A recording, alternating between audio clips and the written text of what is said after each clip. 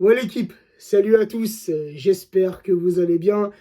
On va débriefer ensemble le match qui vient de se terminer entre le Paris Saint-Germain et le FC Nantes, victoire parisienne 3-1. Et quoi qu'il arrive, on restera à l'issue de cette 14e journée premier et leader du championnat. Un match qui s'est très bien terminé et un match qui avait très bien débuté les amis, notamment avec l'ambiance au Parc des Princes, le virage Auteuil, ce virage historique, 30 ans d'existence, c'était le 30e anniversaire du virage Auteuil. 30 ans de ferveur, 30 ans de passion, 30 ans de travail pour faire vivre cette tribune Auteuil. Donc, longue vie au virage, longue vie aux membres et aux adhérents de ce virage. Donc oui, un match qui avait bien débuté, j'ai aimé moi.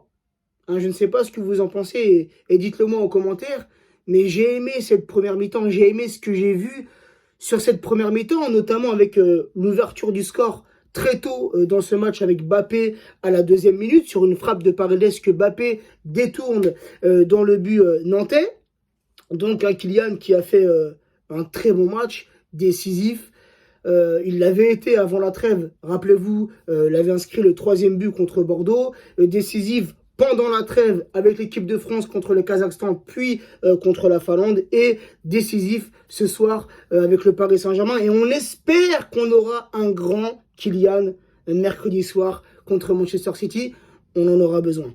Mais oui, j'ai aimé les amis, hein, ce que j'ai vu sur cette première mi-temps, le jeu collectif, un jeu projeté vers l'avant, sur les phases offensives, ce 3-4-3 avec Paredes qui redescendait en tant que défenseur central, Bernat, Hakimi qui apportaient leur soutien en tant que piston.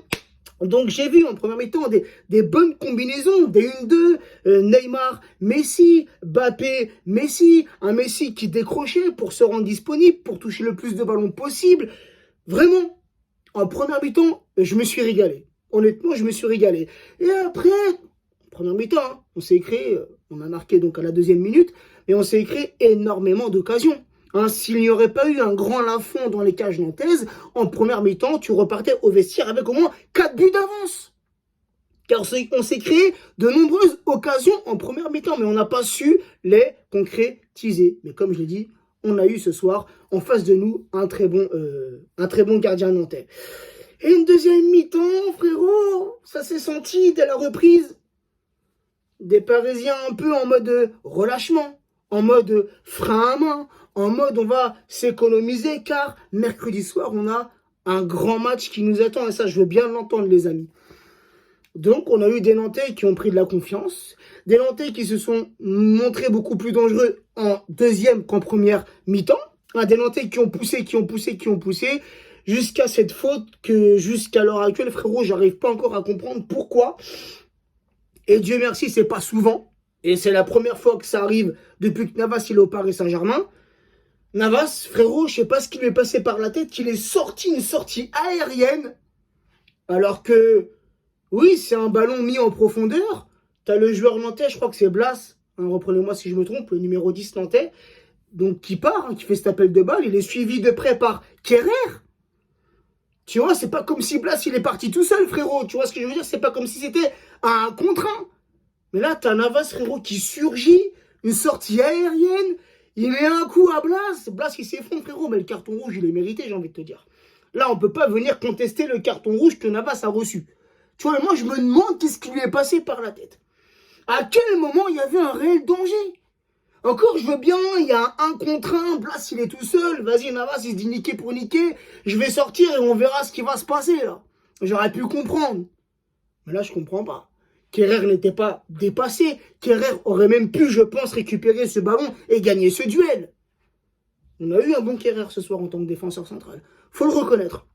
Je l'ai souvent critiqué, Kerrer, et je pense à juste titre.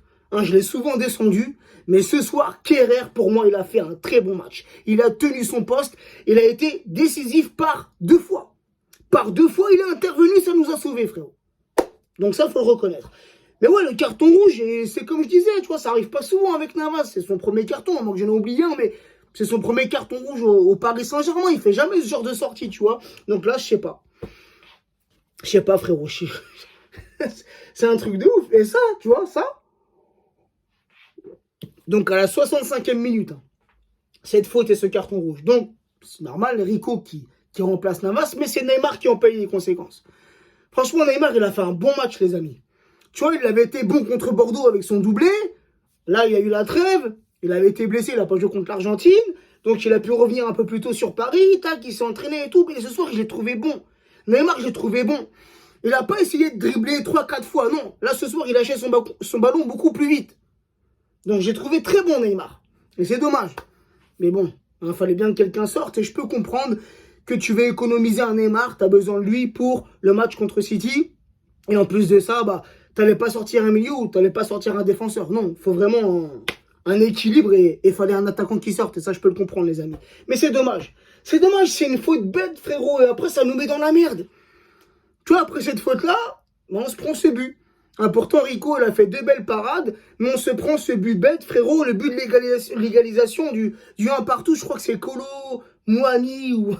Désolé hein, pour la prononciation, vous me reprenez en commentaire pour le bon nom de famille, je suis désolé. Mais l'attaquant nantais là qui vient, qui égalise, frère.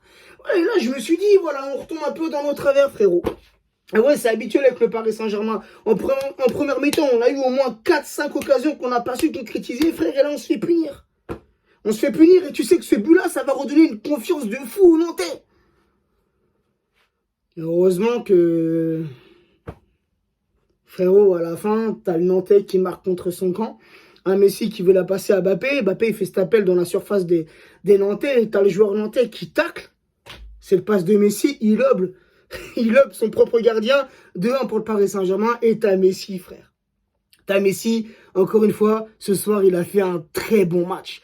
Il s'est rendu disponible. Il vient, il prend le ballon, il monte avec la balle, il s'épasse, elles sont délicieuses, frérot. Et ce but, un but à la Messi, frère. Il a enroulé ce ballon dans le petit filet pour le 3-1. Quoi de mieux, le premier but de Messi au Parc des Princes en Ligue 1, le numéro 30 qui marque devant le virage pour leurs 30 ans. Est-ce un signe ou une coïncidence? J'en sais rien, frérot. Mais en tout cas, j'ai aimé ce match. Il y a du mieux. Hein, c'est pas encore parfait, mais il y a du mieux, les amis. Collectivement, il y a du mieux. Et on espère, bien évidemment, que ça nous sourira aussi mercredi soir face à City. Ça ne sera pas un match facile. J'ai une petite crainte, je vais pas te mentir, mais on garde confiance. Toujours être confiant, les amis. Sur ce, prenez soin de vous, prenez soin des vôtres, et je vous dis à très vite. Ciao la team.